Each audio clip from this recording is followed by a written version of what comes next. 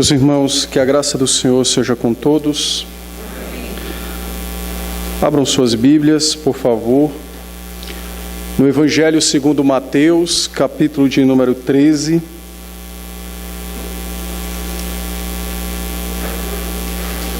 Evangelho de Mateus, capítulo 13, nós iremos ler apenas o versículo de número 33. Lembrando aos irmãos que nós estamos expondo as parábolas do Senhor Jesus. E esse texto trata de mais uma parábola. Mateus 13, versículo 33, disse assim o Senhor Jesus: Disse-lhes outra parábola: O reino dos céus é semelhante ao fermento que uma mulher tomou e escondeu em 3 medidas de farinha, até ficar tudo levedado. Vamos orar. Senhor, nós mais uma vez nos encontramos reunidos com o propósito de bendizê-lo, de adorá-lo, e sabemos que nós não poderemos fazer nada disso se o Teu Santo Espírito, que já habita em nós, não cativar nossa mente e nosso coração a gloriosa verdade da Tua presença no nosso meio e da comunhão e da união que já foram estabelecidas entre o Senhor e nós e o Senhor, na pessoa do Teu Filho, o Senhor Jesus. Por isso, então, nesse instante, dá-nos a Tua bênção, que o Teu Espírito cative-nos, então, de tal sorte que possamos ouvir a Sua doce voz na palavra lida e sermos por ela, ó Deus, pela Tua palavra, pela Tua voz, edificados, alicerçados, nossa fé e nosso desejo de viver mais para Ti mesmo cresçam sobremodo em cada um de nós. Sê com esse Teu servo, que as minhas falhas, minhas faltas, meus pecados não sejam impedimentos para que o Teu povo Te ouça nessa noite. Então somente tem misericórdia, glorifica o Teu Filho, falando de Tua parte a cada um de nós, e que esse Teu servo seja apenas como um instrumento, a fim de que Sua voz seja ouvida pelos que Te pertencem. Em Cristo nós Te suplicamos, em nome dEle oramos. Amém. Amém. Nós vimos no domingo passado sobre a parábola do joio. E o Senhor então nos falou naquele domingo, não sobre a igreja em particular, mas sobre o seu reino presente na terra, ainda que haja a presença do mal também sobre a face da terra. E vimos que a presença do mal não significa a ausência do poder de Cristo, pelo contrário, se ainda há presença de mal na terra, não é porque o Senhor não tenha poder ou porque o seu reino não foi estabelecido, mas porque o tempo do julgamento ainda não chegou e, portanto, é oferecido ainda uma oportunidade de arrependimento àqueles que ainda não se arrependeram de seus pecados e não se entregaram a Cristo como seu Salvador pessoal. No texto que nós lemos agora, de Mateus 13, 33, a parábola do fermento, o Senhor Jesus responde-nos 2 perguntas. A primeira delas é: de que maneira o reino começa e aonde o reino atua? Então, Cristo responde-nos estas 2 perguntas fundamentais para a nossa vida, para a nossa fé: aonde o reino começa e de que maneira o reino atua. E ele então disse que o reino é como uma mulher que tomou uma medida de fermento e escondeu em 3 medidas de trigo. E ela esperou que tudo ficasse levedado. Eu vou então explicar a parábola e depois eu farei então algumas aplicações para as nossas vidas. Para explicar então sobre aonde começa o reino e sobre como ele atua, o Senhor tomou uma atividade muito peculiar daqueles dias, muito comum. Ele escolheu então a imagem de uma mulher que fazia pães. E essa mulher, então, no preparo da massa, a primeira coisa é exatamente dispor a farinha sobre a mesa e, em seguida, aplicar a medida correta de fermento, esperar que a massa levede e, então, ela terá aquilo que é necessário para produzir os seus pães. Quando Cristo contou essa parábola, os irmãos devem lembrar que está no mesmo momento histórico da parábola da parábola do joio, do semeador. Então nós estamos no mesmo momento. Ele está pregando uma série de ensinamentos por meio de parábolas, a fim de instruírem aquela multidão. E anterior a esse verso de número 33, os versos 31 e 32, Cristo nos contou a parábola do grão de mostarda, que eu ainda irei pregar. E no grão de mostarda, ele mostra que o reino de Deus cresce extensivamente, como uma hortaliça, no caso da mostarda, que cresce e deita grandes ramos aonde ela está. Mas nesse caso aqui, na parábola do fermento, o Senhor Jesus mostra que o reino não cresce extensivamente, mas intensivamente. E então ele passa a tratar sobre aonde começa o reino de Deus.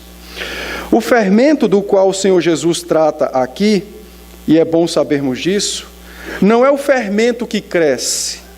Na verdade, o fermento permeia toda a massa, de tal sorte que é inevitável o seu efeito sobre a massa. O que cresce não é o fermento. O que cresce é a massa que foi atingida pelos seus efeitos e pela sua presença. O Senhor Jesus Cristo, então, nos diz que o reino de Deus começa exatamente nos corações. E o reino está operando no coração dos homens, não de uma maneira apocalíptica ou algo estrondoso, mas o reino começa silenciosamente, a partir de pequenos começos, como o ouvir da própria pregação. Os judeus esperavam que o Messias, ao chegar sobre a terra, trouxesse então o reino de Deus. E a expectativa deles é que acontecesse mudanças catastróficas na face da terra. As coisas mudassem por causa do rei e da presença do reino. Entretanto, o Senhor Jesus veio a esse mundo e não houve mudanças imediatas ou externas, dramáticas, apocalípticas na face da terra. Na verdade, o que houve foi mudança interior. Então, o Senhor Jesus nos diz que o reino começa no coração, exatamente como a mudança da massa não começa quando se faz o pão no forno, mas quando se adiciona o fermento à própria massa, ainda seca e imperceptível, o efeito ou o lançar do fermento naquele momento. O Senhor então ensina aquelas multidões, e ensina a mim e a você também, para que nós não nos deixemos sermos persuadidos por um engodo de Satanás, que é exatamente a questão material. Cristo não quer que nós deixemos de perceber que o reino cresce poderosamente no coração dos eleitos. Muitos homens ignoram Cristo e a sua palavra, porque se deixam levar por aquilo que conseguem ver, pelo ambiente externo, pelas mudanças que acontecem no âmbito social, e esquecem que o reino de Deus cresce secretamente no coração dos eleitos. Muitos de nós, talvez duvide do poder de Cristo e da sua palavra, porque queremos alicerçar nossa confiança no resultado que queremos ver para agora e para já, quando na verdade o que nós devemos compreender é que o resultado final ainda está por vir, que é exatamente o encontro dos eleitos com aquele que os elegeu. Cristo então nos diz nessa parábola que o reino dos céus é poderosamente e realmente ativo. E ele está ativo na terra, ainda que nós não consigamos enxergar mudanças políticas, sociais ou geográficas. Mas o reino poderosamente e realmente está ativo. E é importante entendermos isso, porque embora nós não vejamos Cristo dominar sobre o mal ou sobre os homens maus com os olhos físicos do corpo, é importante entendermos isso, porque é necessário que nós observemos as transformações dos corações, para que de fato realmente consigamos perceber aonde Cristo está dominando e aonde Cristo está realmente trabalhando. Embora não seja possível observarmos hoje, pelos nossos próprios olhos, o reino de Cristo na terra, entretanto, o reino começa transformação nos corações. É nos corações que o reino começa a sua transformação. Os judeus deveriam ter entendido isso, que o Messias não desceria dos céus para impressionar os homens com obras ou com movimentações políticas e geográficas. Os judeus, assim como nós, deveríamos entender que o Messias desceria dos céus para transformar corações perdidos e ocupados pelo pecado e por Satanás. Então, o reino começa a sua transformação no coração, não no ambiente externo e social. E se nós não compreendermos esta verdade, nós teremos muitas dificuldades de adorar a Cristo com a transformação que Ele já produziu em nós mesmos. O reino dos céus, então, permeia ocultamente o mundo. E não há nenhuma parte da terra onde o reino não esteja. Ele permeia ocultamente o mundo inteiro. E o reino permeia o mundo ocupando vidas e transformando corações, dispondo pagãos e idólatras a adorar e a relacionar-se corretamente com o único Deus que existe, com o nosso Deus, o Senhor e Pai de nosso Senhor Jesus Cristo, e que é nosso Pai também. O Senhor então nos diz na parábola, e Ele nos mostra o efeito do fermento sobre a farinha. E agora então Ele passa a falar sobre como o reino atua. Anteriormente nos disse aonde atua, agora de que maneira o reino atua. Cristo nos disse então que a mulher tomou 3 medidas de farinha e escondeu nessas medidas o fermento.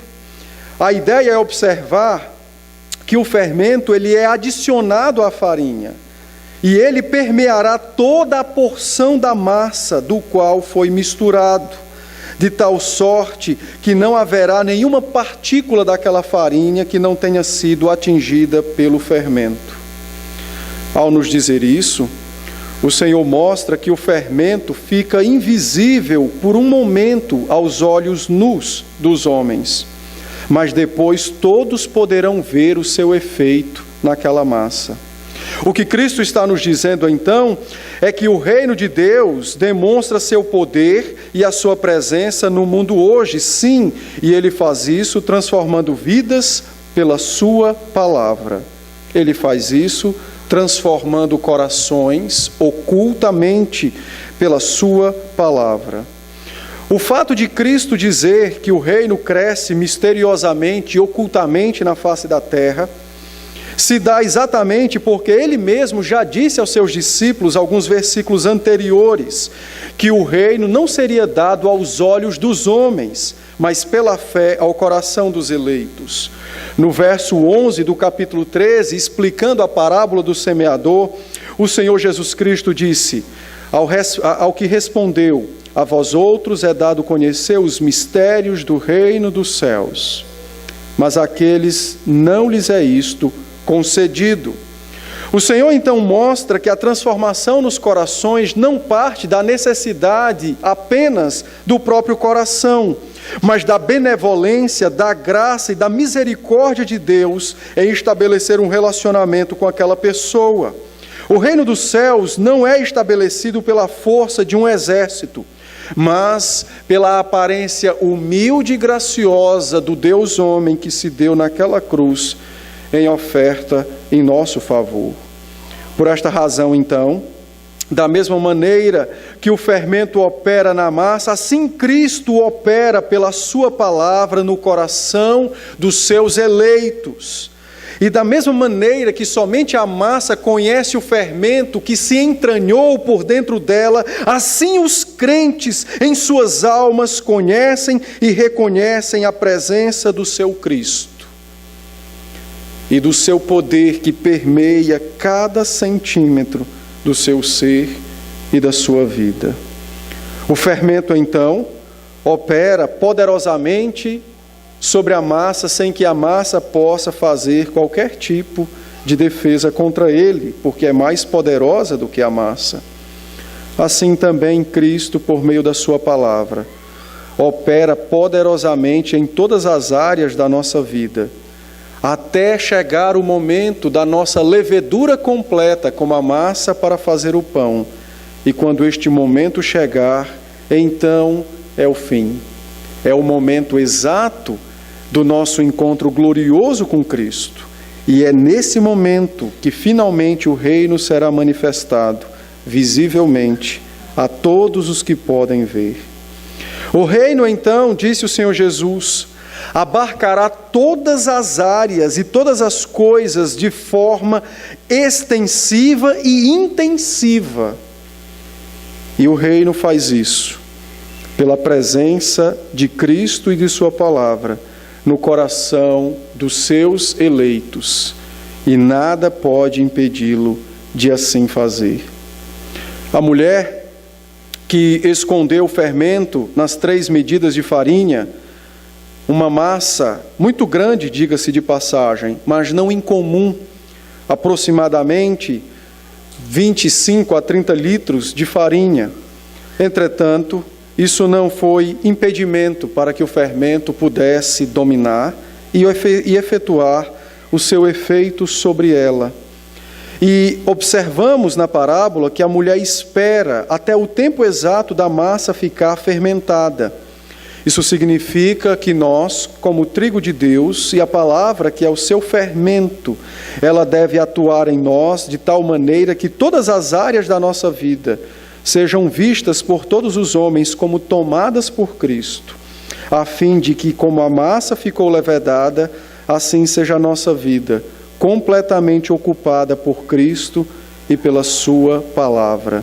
Assim como o fermento produz seus efeitos, assim Cristo produzirá também os seus efeitos em nós, de tal sorte que não haverá nenhum momento e nenhuma circunstância do nosso viver em que nós não produzamos a Cristo serviço, honra e louvor ao nosso Deus, ao nosso Pai, ao nosso Cristo. O reino começa dentro de nós, não fora de nós. O reino começa no coração, e o reino começa pela presença de Cristo e da sua palavra. Cristo nos disse que a massa ficou, ou a mulher espera que a massa ficasse levedada, e certamente isso acontecerá conosco. Ele não está dizendo que nós alcançaremos perfeição antes da manifestação final do reino. O que ele está dizendo é que cada crente, assim como a massa, pode esperar ser ocupado completamente por ele, Cristo, e pela sua palavra. Com certeza, cada um de nós pode esperar, por certo, a ocupação completa de Cristo e da sua palavra em todo o nosso ser e em todas as áreas da nossa vida. Pode ser que o reino manifeste-se a nós de forma cabal ou final ainda em vida, e pode ser que o Senhor nos leve por meio da morte para assim manifestar a levedura de nossa fé, a levedura de todo o nosso ser, pelos efeitos da palavra e de Cristo, no encontro glorioso com Ele nos céus. O Senhor então diz que os crentes Os próprios crentes são instrumentos nas mãos do próprio Deus, assim como a mulher foi instrumento para levedar a massa, por meio do uso do fermento no trigo. Assim também são os crentes já levedados pela presença de Cristo e da sua palavra. Eles então espalharão esta massa ou este fermento ou essa palavra aonde quer que forem, de tal sorte que, ao encontrarem um eleito, o mesmo efeito que o fermento ou a palavra obteve em nós, também obterá naquele. E assim o reino avançará, silenciosamente e ocultamente aos olhos dos curiosos, mas poderosamente no coração dos escolhidos, para a glória do próprio Cristo, para a glória de Deus.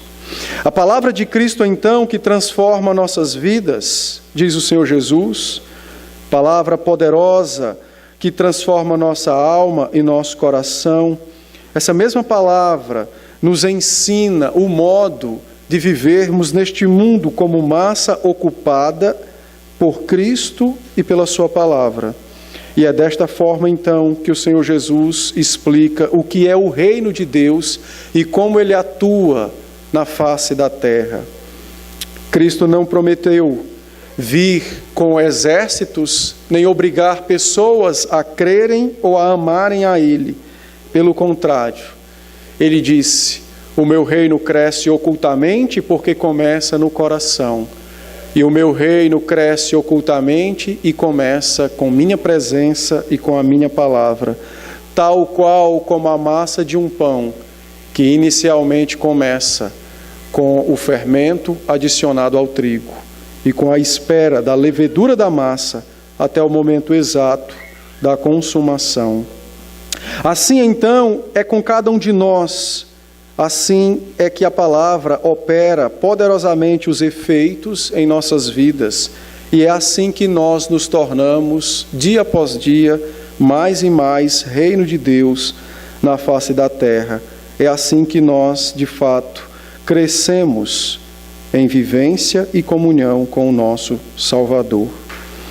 Eu quero fazer algumas aplicações para nós, depois de explicar a parábola. Pelo que percebemos na parábola, nós somos o trigo, a palavra o fermento. O reino começa dentro de nós por Cristo e pela palavra. E o reino cresce dentro de nós com os efeitos da presença de Cristo e da palavra. Então, eu quero que os irmãos nesse instante, como reino de Deus, quem já é reino de Deus, ouça com atenção aquilo que Cristo nos ensina. O fermento não pode ser adicionado aos grãos de trigo. Não haverá nenhum efeito se o fermento for adicionado aos grãos de trigo não moídos. Adicionar fermento ao trigo não moído é simplesmente inutilizar o trigo e o fermento.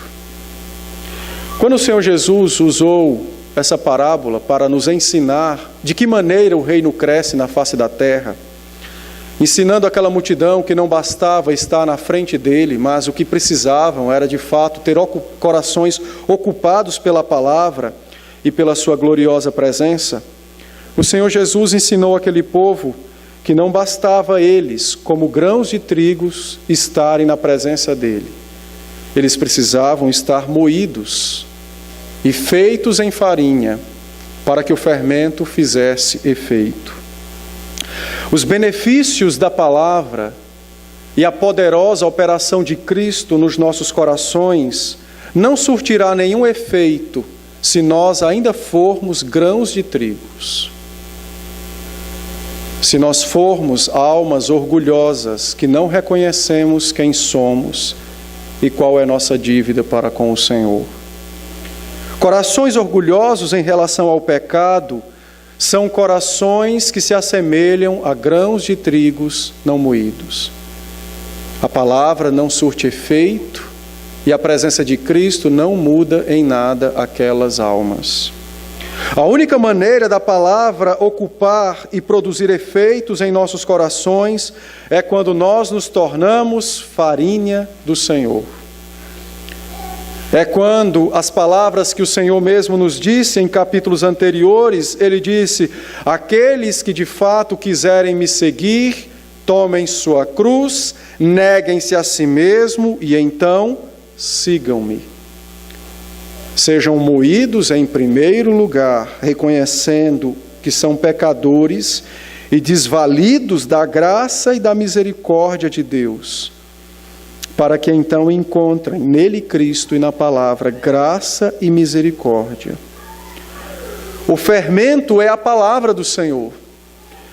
Nós somos o seu trigo, e a junção de ambos dá início então ao reino dentro de nós. Mas Cristo não governa nossas almas enquanto nós não abandonarmos o velho governante que possuíamos antes de nossa conversão, o pecado e Satanás. Cristo não governará nossas almas até aquele momento que nós verdadeiramente nos entregarmos a Ele por completo e renunciarmos o governo do velho governante, o pecado e Satanás. O reino já foi estabelecido. Ao vir sobre a terra, como Deus homem, o Senhor Jesus alcançou tudo aquilo que era necessário para a nossa salvação e para a nossa edificação em fé e na justiça. Mas enquanto nós não formos trigo moído de Deus, não haverá fermento em nossas almas. Não haverá crescimento da palavra dentro de nós. A vida dos crentes é marcada pela submissão à palavra de Deus e à presença de Cristo, de tal sorte que o que eu quero e o que eu desejo são coisas de um mundo perdido e sentenciado ao inferno de fogo pelo século sem fim. Agora, o que deve habitar em nós é o querer e a vontade de Cristo. E se vivermos assim, os benefícios da palavra e da presença de Cristo, do reino de Deus na face da terra, que está em nosso coração, serão experimentados e sentidos por nós. Assim como aquela farinha que sentiu poderosamente os efeitos do trigo, fazendo-a crescer e mudar de forma, assim seremos nós, quando abandonarmos definitivamente todo e qualquer desejo de pecado e ocuparmos o nosso ser com o desejo apenas de Cristo e da sua palavra. Cresceremos como a farinha e mudaremos de forma como ela. Seremos, como disse Paulo aos Efésios, a estatura de Cristo, o homem perfeito que há nos céus. Por isso, se você quer receber os efeitos da cruz de Cristo, de sua morte e ressurreição, você precisa ser moído. Você precisa negar a si próprio, tomar a sua cruz, que significa renunciar a este mundo, sofrer por Cristo, e então viver a vida que Cristo reservou e preparou para você. Caso contrário, você pode até estar como muitos naquela multidão e que ouviram as doces palavras de Cristo, mas nada daquilo lhes aproveitou, porque não era um trigo moído, era grãos inteiros.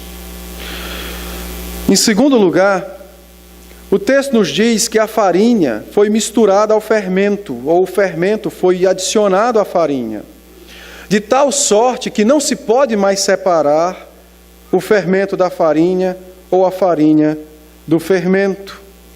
E quando Cristo disse isso, aplicando ao reino, Ele então se lembrava de nós, o seu povo, e Ele disse que nós, os crentes, agora estamos inseparavelmente ligados a Ele pela sua palavra e pelo seu Espírito. E isso significa dizer que nossas vidas não podem ser vividas à margem das Escrituras, à par das Escrituras. Nossas vidas estão intimamente ligadas com a palavra do Senhor. De tal sorte que, uma vez confessando Cristo como nosso Salvador, se a confissão for verdadeira, estamos unidos a Ele pelos séculos dos séculos sem fim.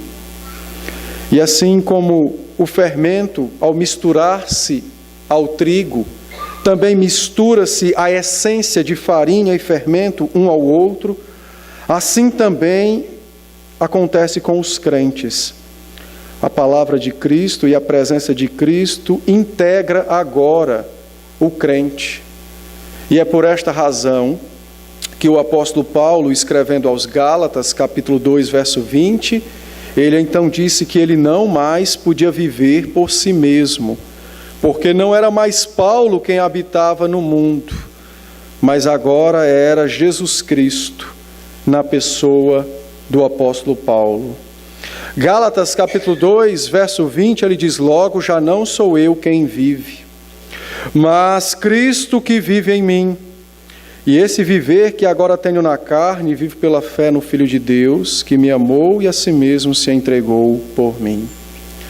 Da mesma maneira que a farinha passou a possuir a essência do fermento e o fermento passou a fazer parte da essência da farinha, assim é Cristo e a sua palavra com os crentes.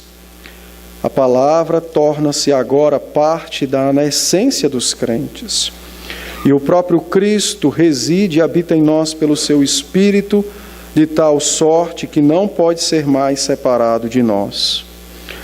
Na sua oração sacerdotal, em João 17, verso 17, ao suplicar por nossa santificação, ele então disse a seu Pai, o nosso Pai: santifica-os na verdade, a tua palavra é a verdade.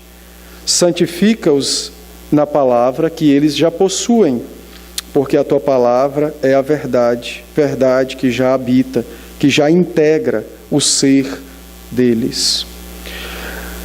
O fermento misturou-se à farinha, e agora não temos mais dois elementos, mas um único apenas. Assim deve ser também o crente. Não somos mais o José ou a Maria, mas agora somos José ou a Maria, que vivem por Cristo e para Cristo, que de fato vivem por Cristo e vivem em Cristo, de tal sorte que tudo o que fazemos, fazemos em Cristo e para Ele. Por isso que quando nós pecamos, o nosso pecado se torna algo extremamente horrendo, muito maior do que antes de nossa conversão, porque agora não pecamos mais sozinhos, mas pecamos com aquele que ocupa-nos, Cristo e a sua palavra. E isso é uma tentativa de maculá-lo, de envergonhá-lo. Os crentes precisam compreender que, uma vez assumindo um relacionamento com Cristo, estão ligados a Cristo e Cristo a eles. E assim como Cristo nunca mais poderá se separar de seu corpo físico, assim nós nunca mais nos separaremos de sua presença em nós. Por isso, viver contra Cristo e a sua palavra, da parte de um crente, é um ato de loucura. E, na verdade, é uma tentativa de atormentar a alma e o coração. Então, o melhor remédio é exatamente vivermos por Cristo e para Cristo, e recebendo os efeitos de sua palavra e presença dentro de nós. O Senhor também nos ensina que, uma vez a massa fermentada, misturada uma à outra, as massas então fermentam-se. Se você pegar um pouco de massa fermentada e misturar a outra, haverá também processo de fermentação. Assim, o Senhor Jesus também nos ensina que os crentes, no seu viver diário, no trabalho, na escola, no meio social, ao encontrarem-se e terem contato com outras pessoas, devem também fermentar aquelas vidas com a pregação do Evangelho e com vidas que de fato comprovem sua fé. Pois é somente através de vidas santas e da pregação do Evangelho que as almas são alcançadas e convertidas. Atos, capítulo de número 17, o verso de número 6, o Senhor nos trata sobre isso. E diz então assim a palavra do Senhor, Atos 17, verso de número 6, porém não os encontramos arrastaram Jason e alguns irmãos perante as autoridades, clamando: estes que têm transtornado o mundo chegaram também aqui.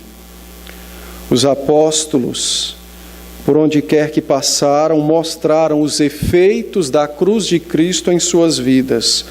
Não se esconderam mediante os perigos deste mundo e a recusa desta terra ao nosso Cristo e a sua oferta de salvação. Mas por onde foram, fermentaram vidas com a pregação do Evangelho e com a vida do Evangelho. Se você é reino de Deus, é massa de Cristo, você precisa fermentar outras vidas por meio daquilo que fala e das obras que manifesta na forma de vida. É desta maneira que o reino cresce silenciosamente, mas poderosamente sobre a face da terra.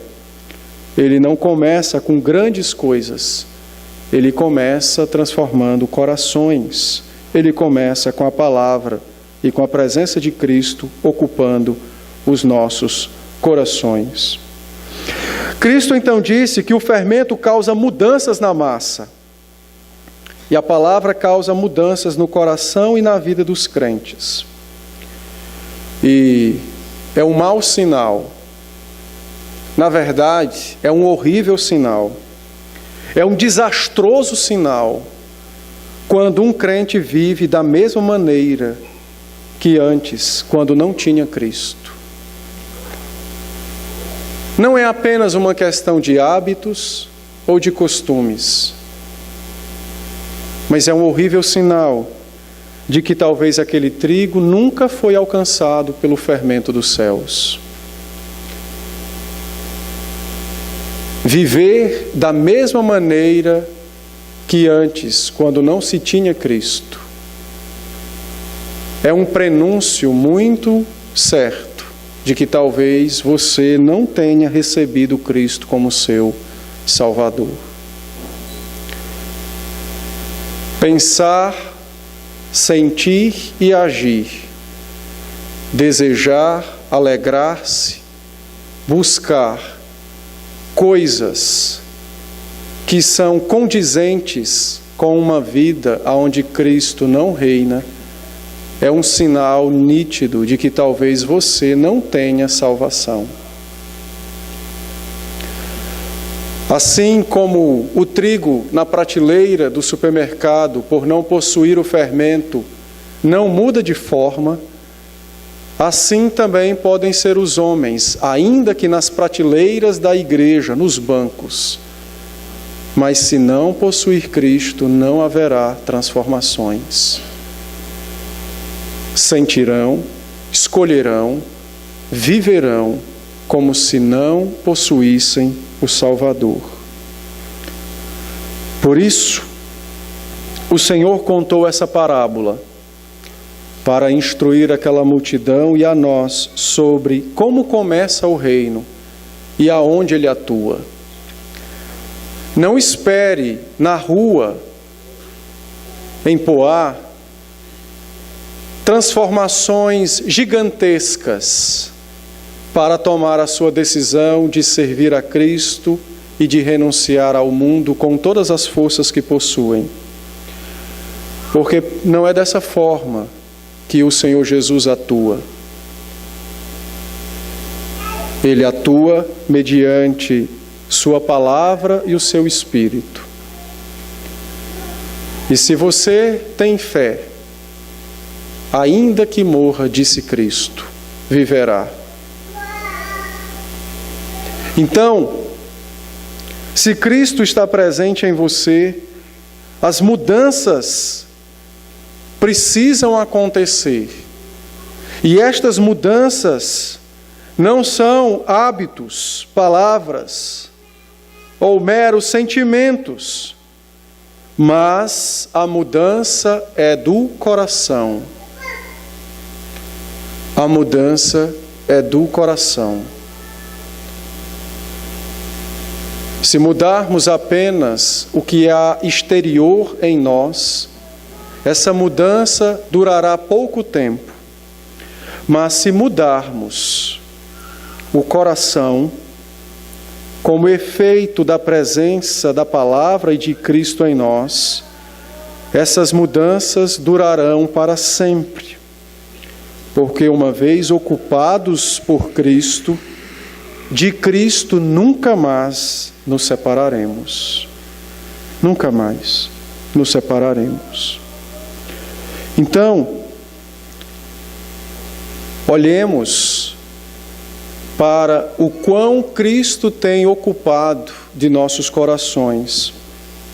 E então saberemos o quanto o reino de Deus avança na face da terra. Não olhe para o seu vizinho para saber se o reino avança. Olhe para si.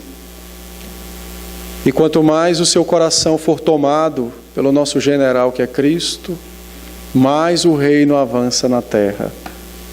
Porque o reino se dá no coração e se dá pela palavra. Escrevendo aos Coríntios, em sua segunda carta, o apóstolo Paulo nos disse o seguinte, nos versos 6 e 7, nos versos de 4 a 7 do capítulo 5.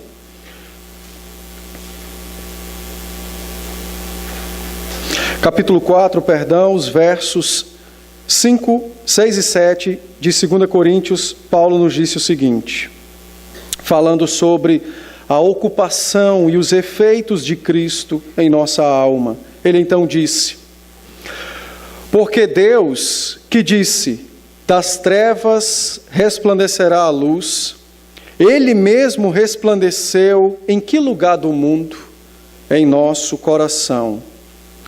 Não foi nas capitais, nem nos palácios que Cristo resplandeceu como luz, foi no interior de nossas almas. Então Ele mesmo resplandeceu em nosso coração para iluminação do conhecimento da glória de Deus na face de Jesus Cristo. É o verso 6 do capítulo 4. E verso 7 do mesmo capítulo, ele então diz aos crentes: agora, meus irmãos, temos, porém, este tesouro em vasos de barro, o reino de Deus. Cristo Jesus é o tesouro, a palavra, os vasos somos nós. Temos, porém, este tesouro em vasos de barro, para que a excelência do poder seja de Deus e não de nós.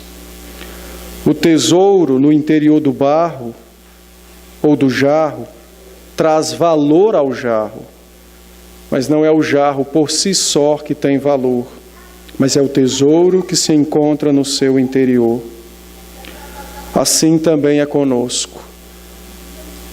O que nos torna valiosos, ou as operações, as mudanças que devem acontecer, acontecerão pela presença de Cristo e de sua palavra em nosso coração.